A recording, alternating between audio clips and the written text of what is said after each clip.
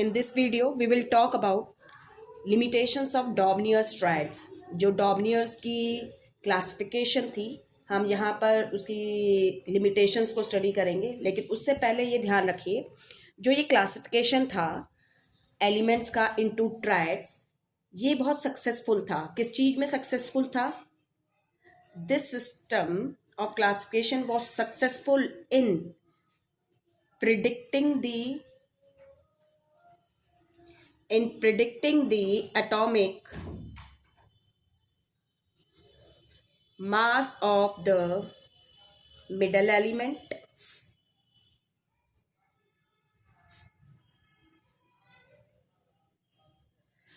Further. लेकिन इसके अलावा ये जो क्लासिफिकेशन था डॉबनियर्स की एलिमेंट्स को क्लासिफाई करना इनटू ट्राइड्स में, इस क्लासिफिकेशन ने हाँ ये दिखाया जो बाकी के साइंटिस्ट थे या जो बाकी के केमिस्ट थे उस टाइम के, that there exists some relationship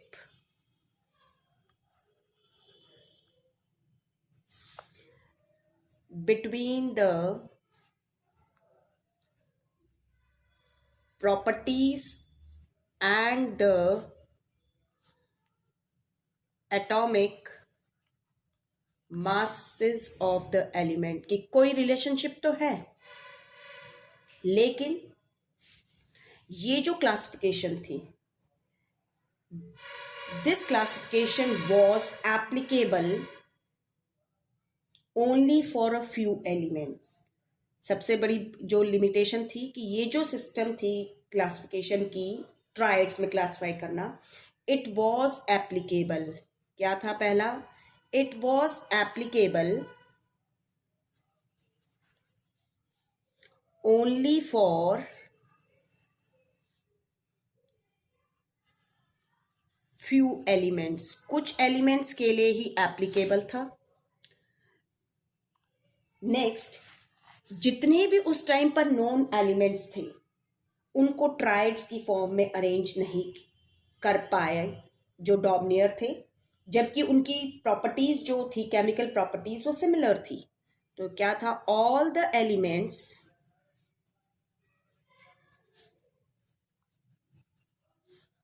could not be arranged, all the elements could not be arranged in triads, even those elements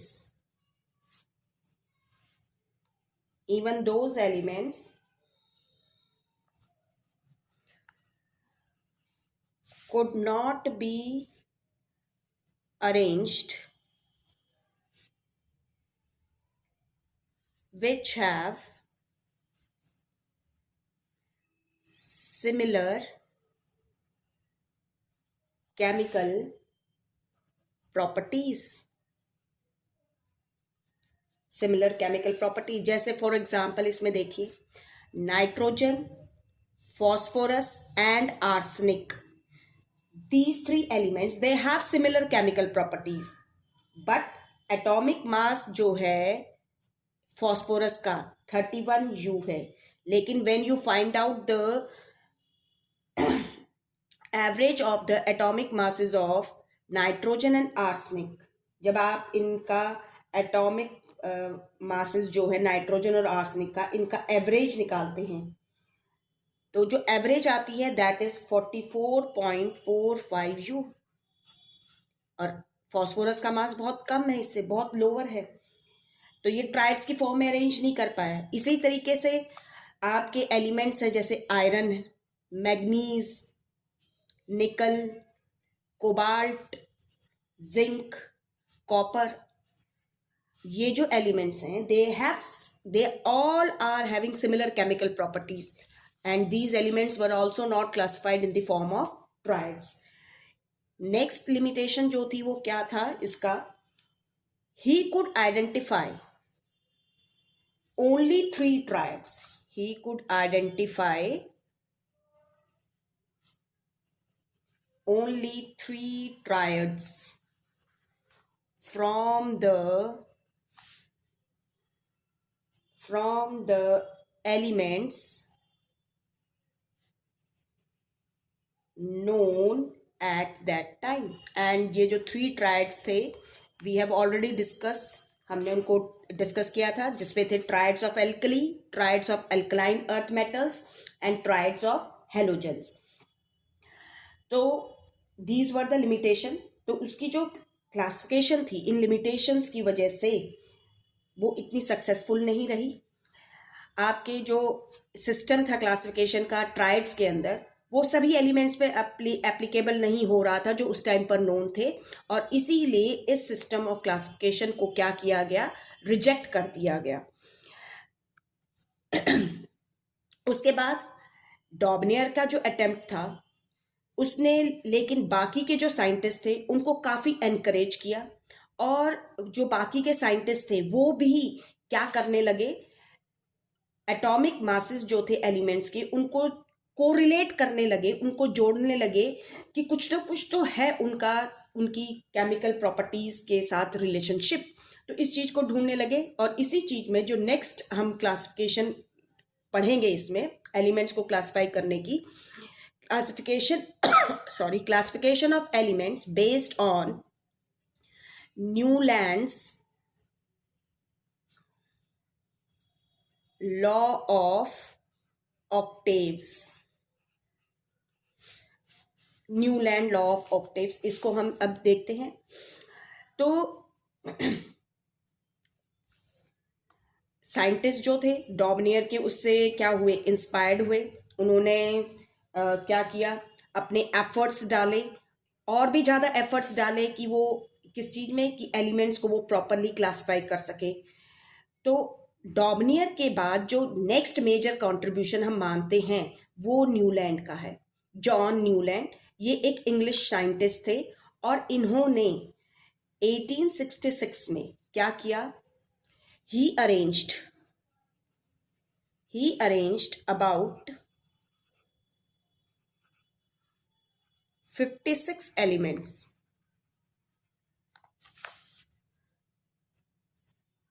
known at that time. कितने एलिमेंट्स हो गए थे अब, 56, in order of increasing atomic masses. उन्होंने किया. इन्होंने जब किया, ही स्टार्टेड विद, जो सबसे पहला एलिमेंट था इनका, उन्होंने शुरुआत की किससे, ही स्टार्टेड विद हाइड्रोजन. ठीक है, हाइड्रोजन से शुरू किया. हैविंग द लोवेस्ट, जिसका लोवेस्ट क्या होता है, having the lowest atomic mass 1, and खत्म किस पे किया, and ended at thorium. 56 element जो था वो थोरियम था. आगे बात समझ में, थोरियम ये कौन सा था, वॉज द 56th एलिमेंट. इस पे इन्होंने खत्म किया, और इन्होंने क्या फाइंड आउट किया, he found that the properties, जो प्रॉपर्टीज थी ऑफ, क्या देखा जब उन्होंने increasing order of atomic masses में इन एलिमेंट्स को अरेंज किया, हाइड्रोजन से शुरू करके कहाँ पर खत्म हुआ, thorium.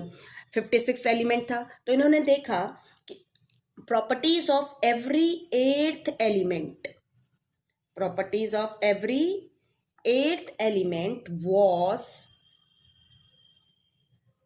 Similar to the first. वो फर्स्ट एलिमेंट के सिमिलर थी. तो उन्होंने क्या देखा कि देयर वॉज अ रिजेम्बलेंस, कि कुछ रिजेम्बलेंस है प्रॉपर्टीज में, जैसे कि फर्स्ट और 8th एलिमेंट के बीच में, सेकंड और 9th वाला हो जाएगा, ऐसे 3rd एंड 10th वाले में. इस तरीके से उन्होंने क्या देखा कि इन एलिमेंट्स की जो फर्स्ट प्लेस पे है और 8th प्लेस पे जो एलिमेंट है उनकी प्रॉपर्टीज में रिजेम्बलेंस है. इसी तरीके से सेकंड और 9th वाले की, 3rd और 10th वाले की. और इन्हीं ऑब्जर्वेशंस पर न्यूलैंड ने अपना लॉ दिया, जिसे हम कहते हैं न्यूलैंड्स लॉ ऑफ ऑक्टेव्स. तो जो न्यूलैंड्स लॉ ऑफ ऑक्टेव्स था, उसके according to according to the Newland's law of octaves, ये क्या कहता है? when elements are arranged in order of increasing atomic masses in horizontal rows यानी इस तरीके से, not like these are columns, these are horizontal rows. तो ऐसे हॉरिजेंटल रोज में जब हम इंक्रीजिंग ऑर्डर एटॉमिक मासेस का रखेंगे तो कहता है the properties of the eighth element are a repetition of the properties of the first element। तो ये उनका लॉ था। उन्होंने इस लॉ को, अभी हम क्या कह रहे हैं, न्यूलैंड्स लॉ ऑफ ऑक्टेव्स। तो न्यूलैंड्स लॉ ऑफ ऑक्टेव जो था, ठीक है, हम क्या देख रहे हैं उसमें कि जो एट्थ एलिमेंट है उसकी प्रॉपर्टी रिपीट हो रही है। इसको समझने के लिए वो क्या कह रहा है, जो रिपीटिशन है किसका, प्रॉपर्टीज का, एलिमेंट्स की, वो क्या है, जैसे रिपीटिशन है एट्थ नोट का आपके जो म्यूजिक होता है, ऑक्टेव जो होते हैं म्यूजिक में, उसकी तरह है। इसीलिए इसे न्यूलैंड लॉ ऑफ ऑक्टेव्स कहा जाता है। क्या, इन द म्यूजिकल नोट्स, अगर आप म्यूजिकल नोट्स को देखेंगे, there is a repetition, musical notes में रिपीटिशन होता है, repetition of the same note after a gap of 7 के गैप पे। जैसे हमारे पास नॉर्मली जो हम बात करते हैं तो हमारे पास 7 कॉमन म्यूजिकल नोट्स हैं, 7 कॉमन म्यूजिकल नोट्स होते हैं अकॉर्डिंग टू इंडियन सिस्टम। ये जो म्यूजिकल नोट्स हैं ये हैं आपके सा, रे, गा, मा, पा, धा, नी। जब हम वापस आते तो पा, धा, नी, सा, इस तरीके से। और इसमें अगर हम एलिमेंट्स को अरेंज देखते हैं तो ऐसे है, hydrogen, lithium, beryllium, boron, carbon, nitrogen, oxygen. ये आप लोगों की बुक्स में भी गिवन है, अगर एनसीईआरटी की बुक्स देखेंगे तो उसमें न्यूलैंड लॉ ऑफ ऑक्टेव्स का जो ये कुछ पोर्शन बुक में शो किया गया है। Silicon, phosphorus, fluorine, sodium, magnesium, aluminium, silicon, phosphorus, sulphur. तो आप देखेंगे, अगर हम देखें तो 7 जो म्यूजिकल नोट्स है, 7th के बाद मैंने लिखा ना, इन द म्यूजिकल नोट में there is a repetition of the same note after a gap of 7 के बाद 1 2 3 4 5 6 7, 7th नोट के बाद रिपीटिशन है, सा, रे, गा, मा, पा, धा, नी, सा। तो अगर हम देखेंगे हाइड्रोजन के बाद lithium, beryllium, boron, carbon, nitrogen, oxygen, fluorine आ रहा है। तो हम अगर देखें तो फ्लोरीन की प्रॉपर्टीज और हाइड्रोजन की प्रॉपर्टीज रिजेंबल करती हैं।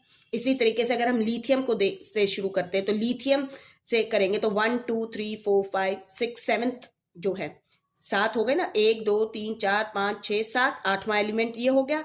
तो लिथियम और सोडियम, तो सोडियम की प्रॉपर्टीज लिथियम के साथ रिजेंबल करती है, इसी तरीके से मैग्नीशियम की बेरिलियम के साथ रिजेंबल करती हैं, एल्यूमिनियम की बोरॉन के साथ। लेकिन इसमें क्या है, आप ये लेकिन ये ध्यान रखिए कि इस टाइम पर नोबल गैसेस जो थी वो डिस्कवर्ड नहीं थी। तो जिस तरीके से हम ये रिपीटेशन देख रहे हैं प्रॉपर्टीज जो हैं एलिमेंट्स की, उनमें भी इसी तरीके से 8th नोट पे जैसे घूम रहा है, क्या आ रहा है, रिपीटिशन आ रही है। तो हम एलिमेंट्स की प्रॉपर्टीज में भी क्या देख रहे हैं, रिपीटिशन देख रहे हैं। The repetition in the properties of elements is just like the, किस तरीके से, just like the repetition of 8th note in an octave of music है, इस तरीके से है। So it is known as, इसीलिए हम इसे क्या कहते हैं, so it is known as the law of octaves, क्योंकि न्यूलैंड ने वो बताया था, इसके बारे में डिस्कवर किया था, तो इसीलिए हम न्यूलैंड्स लॉ ऑफ ओक्टेव्स कह देते हैं। जो न्यूलैंड्स थे उन्होंने डिवाइड किए the elements into horizontal rose of 7 elements each. ध्यान रखना, न्यूलैंड जो थे उन्होंने क्या किया था, डिवाइड किया था, divided the elements into horizontal rows of 7 elements each। ये हॉरिजेंटल रोज है, अगर आप देखेंगे तो 7 एलिमेंट्स है, 1 2 3 4 5 6 7, 1 2 3 4 5 6 7, इस तरीके से हॉरिजेंटल रोज में उन्होंने एलिमेंट्स को क्या किया था, डिवाइड किया था। नोबल गैसेस या इनर्ट गैसेस उस टाइम पर नोन नहीं थी, ध्यान रख लीजिएगा। noble gases were not known at that time, उस टाइम पर। और न्यूलैंड के लॉ, इसमें ऑक्टेव्स में प्रॉपर्टीज अभी हमने डिस्कस कर ही लिया कि लिथियम और सोडियम जैसे सिमिलर हैं। सोडियम आपका 8th एलिमेंट होता है, और अगर फर्स्ट एलिमेंट क्या है हमारा, लिथियम है। ऐसे ही मैग्नीशियम की प्रॉपर्टीज सिमिलर है किसके, बेरिलियम के। तो this is Newlands law of octaves, ये न्यूलैंड लॉ ऑफ ओक्टेव्स था। अब हम इसकी मेरिट और लिमिटेशंस को देख